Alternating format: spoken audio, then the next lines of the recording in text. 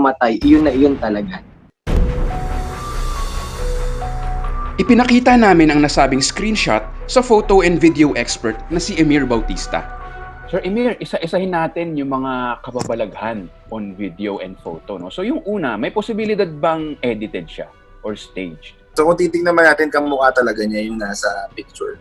Maaari kayang trick of the light o trick of camera? Tinignan naman natin yung composition ng light niya, yung distribution ng light niya, yung pixels niya o pare-pareho na. Mas makikita natin kung hindi ba tayo. Upon assessment, even naman siya. Kung ano yung distribution niya doon sa main subject natin, pagdating doon sa background, kumbaga parehas naman. Tama naman. Malaki naman ang kutob ko na hindi siya edited. Para sa magkakaanak, ang pagpapakitang ito di umano ni Lola Chevy dahil sadyang malapit siya sa kanyang mga apo, partikular na sa unang apo nitong si Zalyn. Yung bata kasi na yun, paborito apo yun. Dahil yun yung unang apo.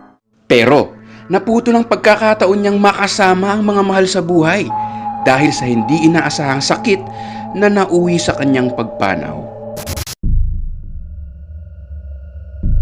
2 or 3 days na siyang nagsusukat dumi. Nirush ko na lang sa hospital yung sasakyan. Tapos pagdating doon, sinipr lang siya. Dahil dead on arrival na nga, sinipr, ala na rin nagawa, namatay na rin siya. Pero hindi raw ito ang unang beses na nagpakita o nagparamdam si Lola Chevy. Dahil kwento ni Glyza, noon pa man, dinadalaw na umano siya ng kanyang ina sa panaginip. Malungkot po yung mukha niya noon. Sinasabi niya, pinipilit niya po kaming sumama. Tapos tumatakbo po kami ng kapatid ko. Kamay niya po, inaano niya po sa amin. Pilit niya po kaming isinasama, magkapatid.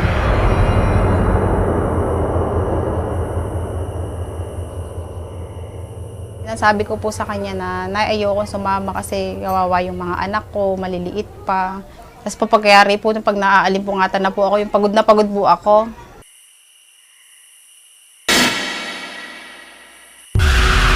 Habang ang nooy 5 taong gulang pa lang na si Zalyn, pinagpakitaan daw mismo na kanyang Lola Chevy.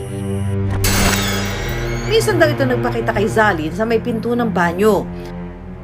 Sinasabi niya po sa amin, daddy niya na, Mama, daddy, nakita ko si Lola Chevy nasa harap ng pintuan ng CR. Sabi niya pong gano'n. At nakita rin daw niyang nakatingin mula sa bintana. Bagamat nagulat si Glyza sa nangyari, alam daw niyang